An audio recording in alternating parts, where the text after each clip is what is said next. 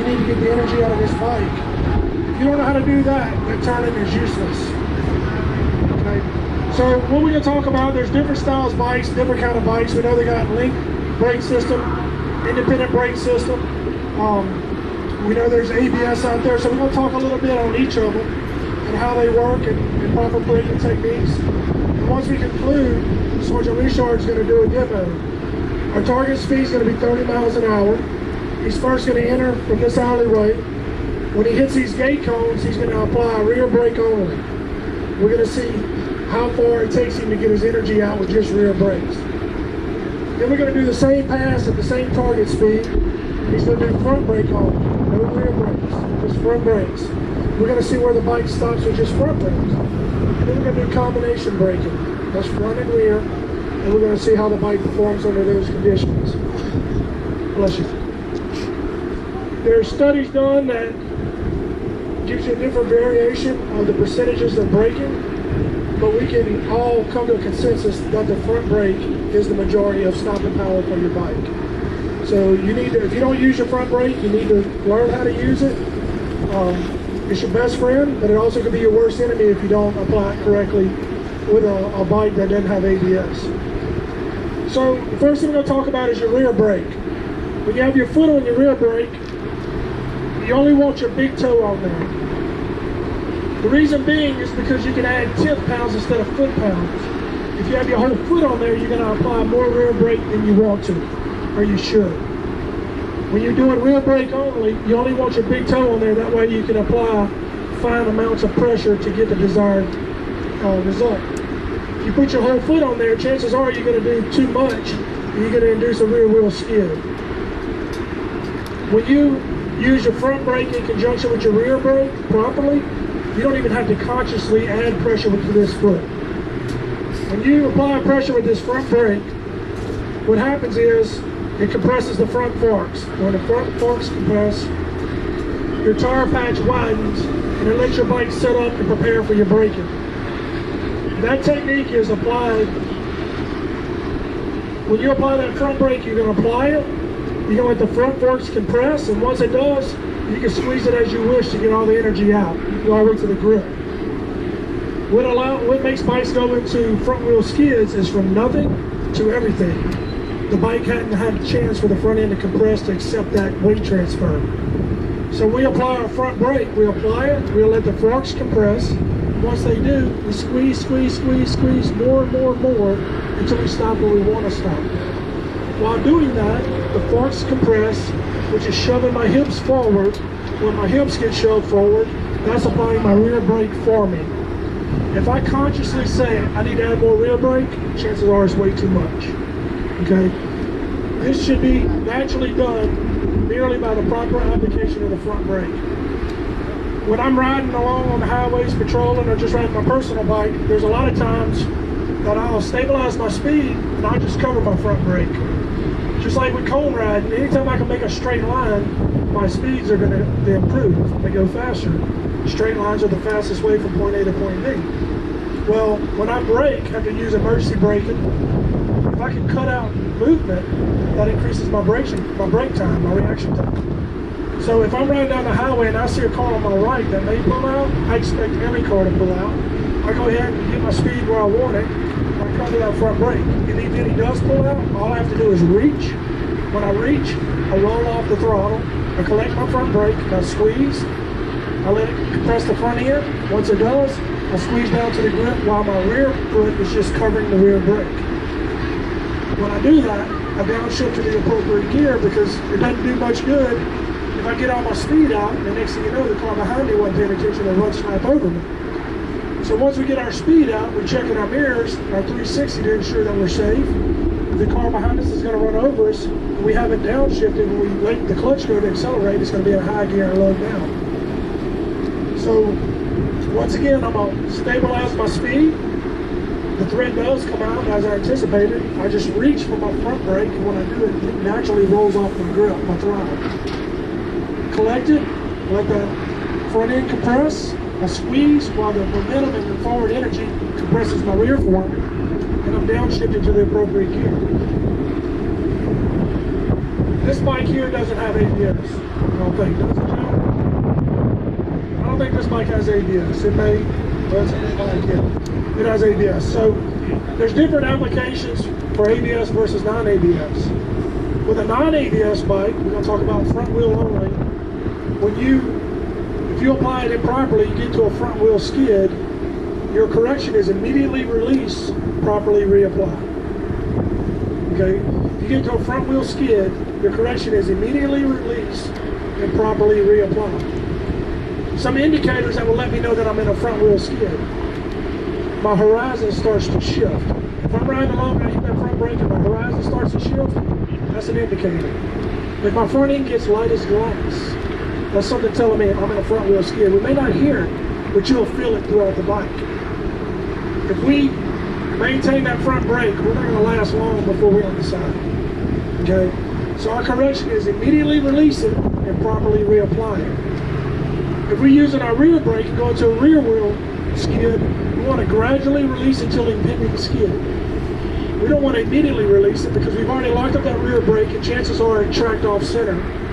If we immediately release it, that rear tire is going to try to naturally track straight and free roll, which can induce a high side. So what we want to do is gradually release it till impending skid and then maintain. That's for non-ABS bikes. ABS bikes is different. If I go into an ABS activation, I want to maintain it and let the bike correct it for me. I cannot physically make the corrections as fast as the bike can. ABS shouldn't be something that we rely on. We like to articulate it as an insurance policy.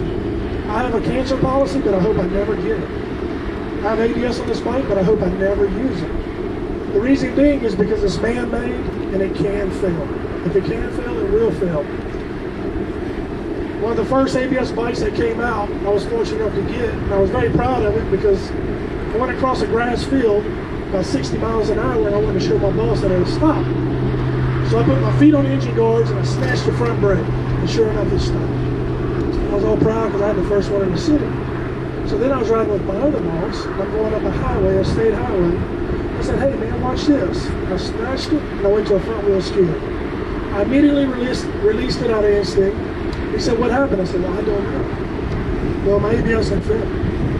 So it's one of those things to where we want it. We hope we never use it. We hope if we ever ask for it to be there, it is there.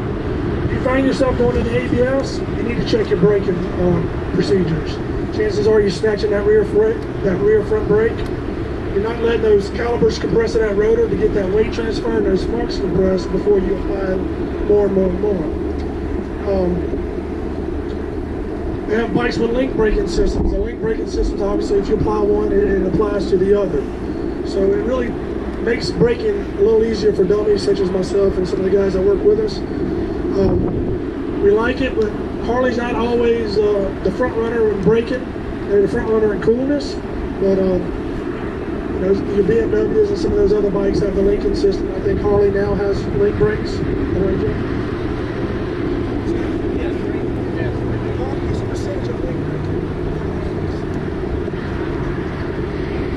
There are bikes now with the link brake. I think it's 60/40, somewhere around there. But we've done some studies and we find that the front brake is probably between 70 and 90% of your stopping power. The reason being is because all this energy going to that front end is getting it all out. When you apply your rear brake and your rear brake only, and you get into a skid, you've lost your coefficient of friction, your contact patch to the roadway, and I'm not convinced your bike don't speed up before it starts to slow down. Okay, it offers you nothing. We can have Mike come through here and induce a rear wheel skid, and chances are he's going to go all the way to that curve, if not through it, so we're not going to do it. But the rear brake is very limited on your stopping ability. Now where that plays here, you know, we talked about on the roadways. If I'm going in a curve and I find that I've approached the curve too high, I can take some energy out by using my front and rear brakes. We like to use our front brake when we're in a straight line. But if I'm in a curve, just say an exit ramp, I'm a little too high, I can tap it and take some speed out, but just remember that it's going to upright your bike because you're taking some of that drive and pull away. So if you apply your brakes in a curve, you can't do maximum braking, but you can apply brakes in a curve. it's just going to lift you into that curve, make you high. In the event you're in a curve and you're not set up right, you think you're going too fast, and you're worried about completing the curve, you have two options. One, if you have the distance, if you set up properly for the curve, you can set your bike up straight, do maximum braking, get your speed out, release your brakes, and then reassess the curve. That's one way. The other way is you can accelerate, and it's going to pull you down in the curve. A lot of times, curb negotiations is one of our causes for crashes with motorcycles. They go in too hot, and they want to slow down. Well, it makes it worse, and then you have a head-on collision. So you set up properly for the curve, you can straighten your bike up, apply your front brake, get your energy out.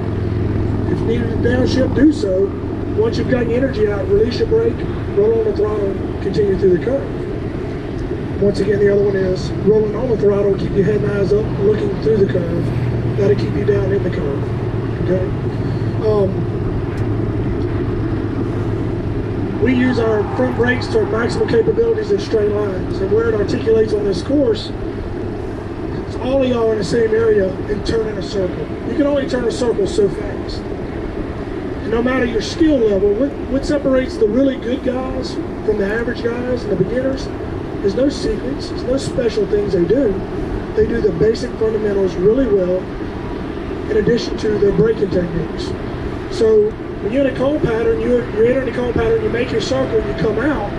Those who are faster are merely getting on the throttle quicker and applying their front brakes in straight lines. That's what they're doing. They're doing the same gray area friction zone. They're using the clutches to drive. They're using their rear brake to control their speeds in the cone patterns. But in the straightaways, they'll roll on the throttle, they'll apply that front brake, get the speed out. Right before they want to make the turn, they'll release the front brake, which will lighten the front end, and then they'll make the turn. That makes sense? So this plays into this world merely by shaving time in your straightaways. Now, for some of you, this may be a new technique, so I don't suggest coming out here and trying it to its fullest. But if you feel like you can gain a little speed while being safe, roll on your throttle, compress your front brake, or pull your lever in, let that front bar compress, and then you can go all the way down, get your speed out, set up your curve, and then we go back into our gray area friction zone and do our slow maneuvers. That make sense? All right, you got any questions? That was a bunch of rambling. I don't speak well doing this stuff. So once again, we're going to set up, our big toe is going to cover our rear brake. The same thing with the cone patterns. If we have our whole foot on it, we're going to apply more because we add foot pounds instead of 10th pounds. We want to add a light pressure feather. When Mike applies this front brake, that front forks are going to compress, it's going to shove his hips forward, and naturally he's going to apply that rear brake on his own.